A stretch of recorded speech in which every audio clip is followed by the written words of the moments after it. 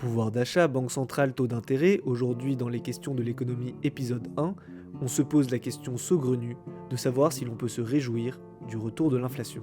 Ah ben ça, à part les prix au supermarché, il y a tout qui baisse en France. Pouvoir d'achat, retraite, les libertés, même ma vue baisse d'abord. Oui, Alors, ça c'est... peut-on se réjouir du retour de l'inflation ?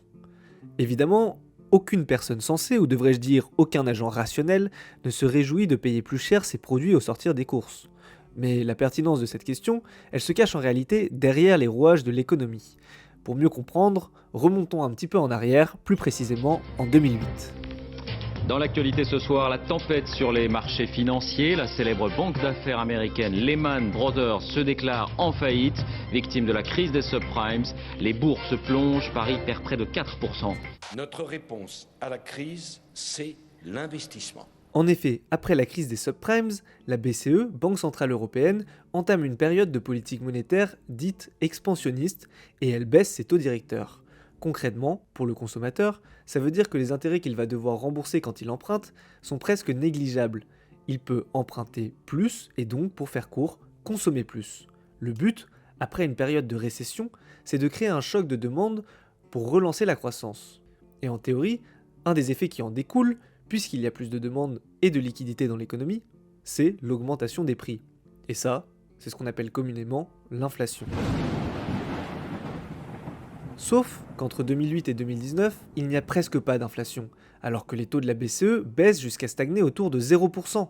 En France, l'indice des prix à la consommation, un outil qu'on utilise pour mesurer l'inflation, est en moyenne en dessous de 1% par an sur la même période.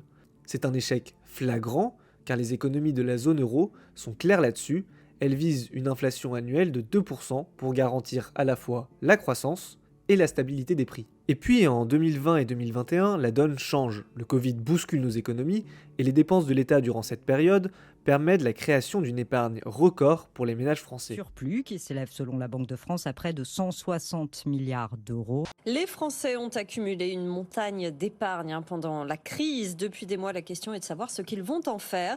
Réinjecter cet argent dans l'économie réelle, consommation, action ou encore... Alors à partir de 2021, quand l'inflation pointe enfin le bout de son nez, on pourrait se dire qu'on est plutôt sur la bonne voie.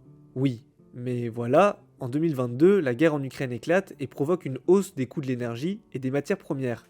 Ajoutez à cela une année particulièrement sèche dans le monde et des tensions diplomatiques exacerbées par 2 années de Covid, l'économie fait face à de nombreuses incertitudes. Résultat, l'inflation de la zone euro en 2022 est supérieure à 8%, largement au-delà des objectifs de la BCE.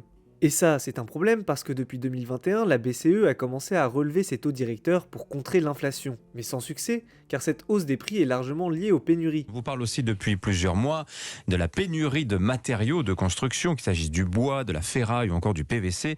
Les choses, Christophe, ne sont pas prêtes de Pénurie, c'est le mot à la mode, et ce qu'il signifie, c'est que l'offre des biens et services n'est pas suffisante pour répondre à la demande. Pour schématiser, comme les producteurs ne peuvent pas jouer sur la quantité produite, ils jouent sur les prix. C'est sûr que quand le paquet de pâtes double de prix, on aime subitement un peu moins les spaghettis bolognaises. Le problème de cette inflation-là, c'est que ce n'est pas un choc de demande positif qui l'induit, mais plutôt un choc d'offre négatif. Fondamentalement, vouloir de l'inflation, c'est se dire qu'après un choc de demande, les salaires vont augmenter plus vite que les prix, et donc que le consommateur pourra augmenter son pouvoir d'achat. Or, ce qu'il s'est passé cette dernière année, c'est un choc d'offre négatif, où les prix augmentent d'abord et où le pouvoir d'achat diminue.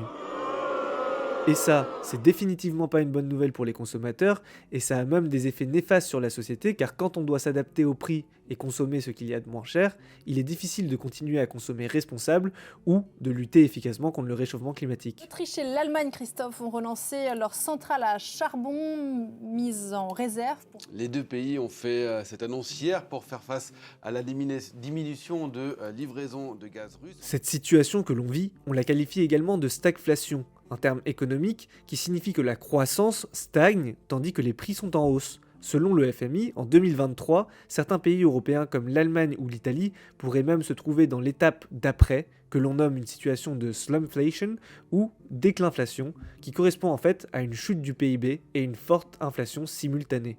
Dans ces conditions, difficile de se réjouir d'un retour de l'inflation et au contraire, on a toutes les raisons de le redouter.